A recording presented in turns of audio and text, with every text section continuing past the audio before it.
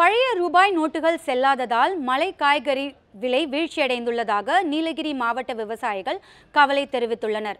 நீலகிரி மாவட்டத்தில் 1000 கணக்கான ஏக்கரில் மலை காய்கறிகள் உற்பத்தி செய்யப்படுகின்றன. இந்த நிலையில் பழைய 500 மற்றும் 1000 ரூபாய் நோட்டுகள் செல்லாது என்ற மத்திய அரசின் அறிவிப்பால் விவசாயிகள் கடுமையாக பாதிக்கப்பட்டுள்ளனர்.